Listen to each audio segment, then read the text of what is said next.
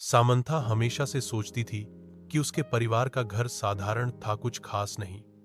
एक शांत पड़ोस में स्थित यह एक आरामदायक 2 मंजिला घर था, जिसमें एक सफेद पिकेट बाड़ और एक अच्छी तरह से बनाए रखा बगीचा था। फिर भी जैसे ही उसने एक दोपहर धूल भरी अटारी में घूमते हुए उसकी नजर कुछ असामान्य चीज पर पड़ी। दूर कोने में भूली हुई पेटियों के ढेर के नीचे उसने फर्श के तख्तों के नीचे छिपा हुआ एक संकीर्ण ट्रैपडोर देखा। जिज्ञासा पर उसे उत्सुकता हुई। वह घुटनों के बल बैठी और उसे खींचा। नीचे स्थित छोटा सीढ़ीदार मार्ग एक धुंधली बासी सुरंग की ओर जाता था। दीवारें पत्थर से बनी थीं और एक हल्की ठंडी हवा अंदर से फुसफुसाती हुई प्रतीत हो रही थी। दिल धड़कते हुए सामंथा सावधानी से नीचे उतरी, उसकी टॉर्च अंधेरे को चीरती हुई। सुरंग उसकी उम्मीद से कहीं अधिक लंबी खिंची हुई थी, जो पृथ्वी के नीचे मुड़ती और मुड़ती थी।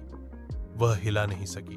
उसे यह महसूस हो रहा था कि वह अतिक्रमण कर रही है, कि कुछ उसका इंतजार कर रहा है। अनंत काल की तरह लगने के बाद सुरंग आखिरकार एक छिपे हुए कमरे में खुल गई। दीवारें पुरानी किताबों की अलमारियों से भरी थीं, अजीब चमड़े से बंधे संस्करणों से भरा हुआ। कमरे के केंद्र में एक पुराना डेस्क धूलदार कागजात और पत्रिकाओं से घिरा हुआ था।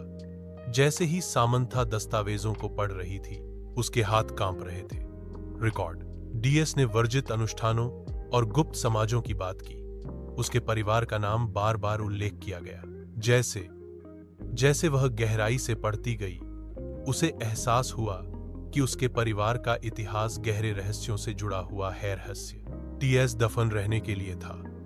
उसने कुछ ऐसा उजागर किया था जो किसी को नहीं पता होना चाहिए था, कुछ ऐसा जो पीढ़ियों से छिपा हुआ था। जैसे ही खोज का भार उस पर पड़ा, उसने सबसे हल्की सी आवाज सुनी। उसके पीछे से आवाज आई, एक फुसफुसाहट, धीमी और ठंडी। वह अकेली नहीं थी।